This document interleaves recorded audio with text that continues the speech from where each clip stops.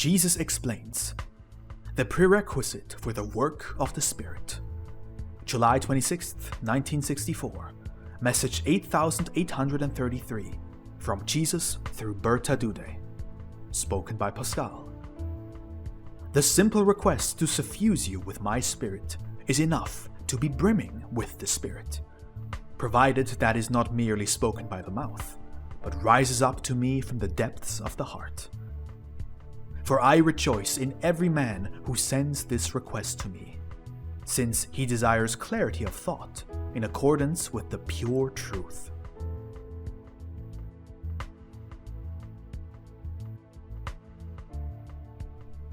What then could I prefer to do but direct light to where it is desired? And in accordance with his longing for truth, he will now be blessed.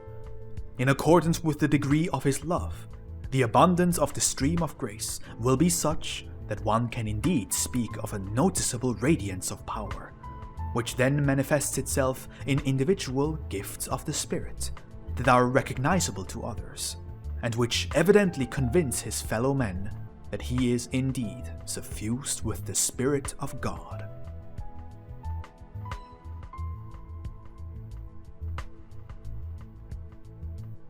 But those would always be exceptional cases, whereas I have given you humans the promise to send the Comforter to all who believe in me and keep my commandments. For to them I wish to reveal myself. And even if this takes place through a vessel whose task it is to receive the word from me, I am nevertheless addressing all of you through it. Thus, I reveal myself to all of you. You would not understand me if I did not enlighten your spirit, if I myself could not work within you. However, because you are active in love, you yourselves kindle a light within you that enlightens you. You awaken the spark of the Spirit within you to life, and this now works upon you from within.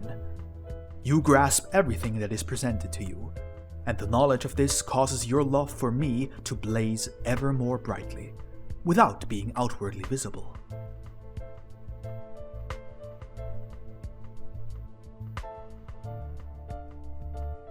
It was this baptism of the Spirit that I meant, for in those days, when I walked upon the earth, the people were still spiritually blind.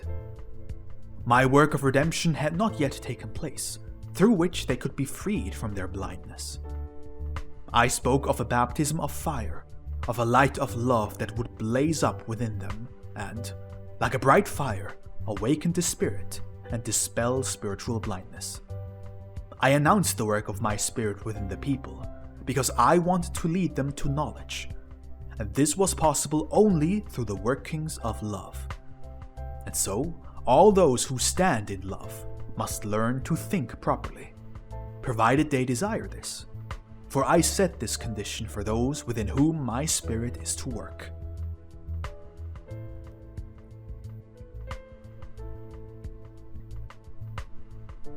Outwardly recognizable gifts of the Spirit come with an obligation to reach out to one's fellow men, those who are still weak, in a way that revives their frail faith. That is why I make those who possess these gifts aware of their mission as well. Thereupon one may speak of obvious signs, of an inner calling that I have given to the one I have chosen for this purpose. Yet, how often does my adversary intervene, making use of all those who still walk in error, and whom he seeks to reinforce in their belief that they are suffused with the Spirit of God, inducing within them a purely physical state of excitement, so that they speak incoherently and believe they are under the influence of my Spirit.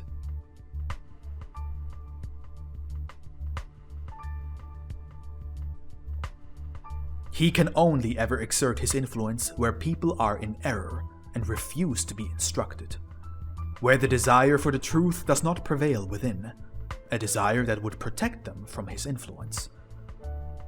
And so these people too will speak of a work of the Spirit, but caution is warranted, for they lack the inner discernment to know when and where the Spirit is at work, and therefore they lay claim to something for which the desire for the truth is a prerequisite, a desire they do not possess. For knowledge of the truth would awaken humility within them as well. Yet those who believe themselves to be suffused with the Spirit of God do not possess such humility. Amen.